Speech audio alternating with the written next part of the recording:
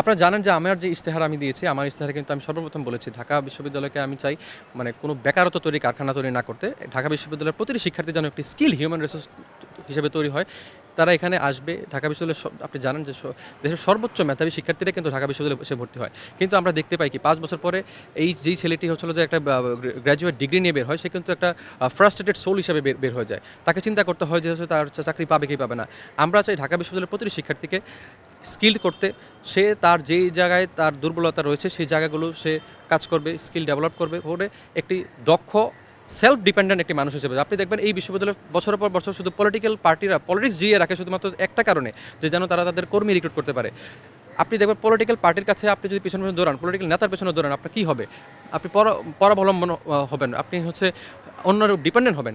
কিন্তু আপনি যদি নিজে যে স্কিলগুলো থাকা প্রয়োজন সেগুলো নিয়ে যদি আপনি কাজ করেন, তাহলে আপনি ইন্ডিপেন্ডেন্ট হবেন এবং আপনি সেলফ এমপ্লয়েড হতে পারবেন এবং আপনার যত ধরনের হচ্ছে অন্যান্য আরও মানুষকে অ্যাকোমোডেট করার প্রয়োজন, আরও মানুষকে চাকরি দেওয়ার প্রয়োজন, আপনি সেগুলো করতে পারবেন। আমরা চাই ঢাকা বিশ্ববিদ্যালয়ে একটি সেন্ট্রাল কেরিয়ার সাপোর্ট সেন্টার তৈরি করা হোক। আমরা চাই ঢাকা বিশ্ববিদ্যালয়ের শিক্ষার্থীরা এখানে স্কিল হবে, হিউম্যান হিসেবে তারা এখান থেকে বের হয়ে যাবে।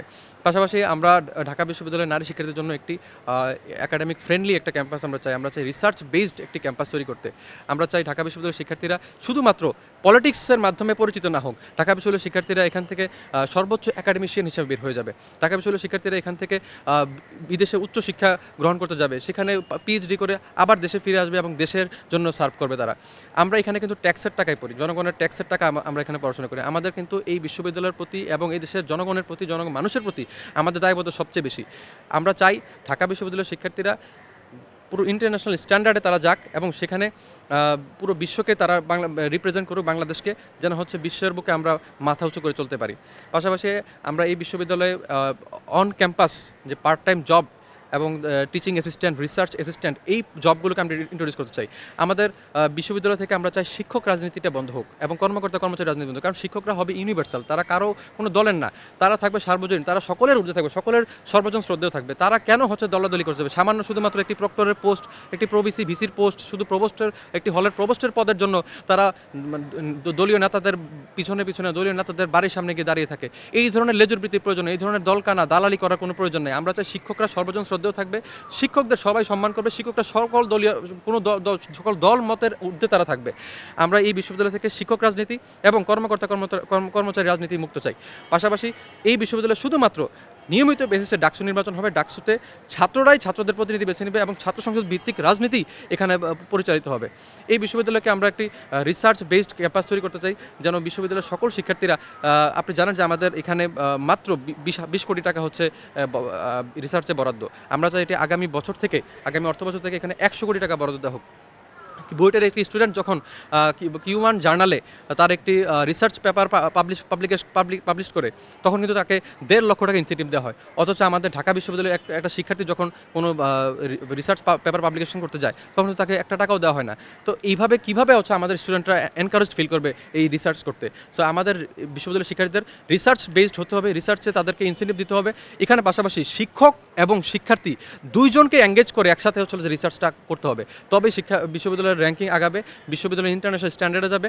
এবং আমরা যে সবসময় বলে থাকি যে ঢাকা বিশ্ববিদ্যালয়, শুধুমাত্র আমরা অভিযোগ করি যে ঢাকা বিশ্ববিদ্যালয় 700-800, আমরা এই শুধু কথায় বলি যে আমরা ঢাকা বিশ্ববিদ্যালয় হচ্ছে দেশের সর্বশ্রেষ্ঠ বিশ্ববিদ্যালয়।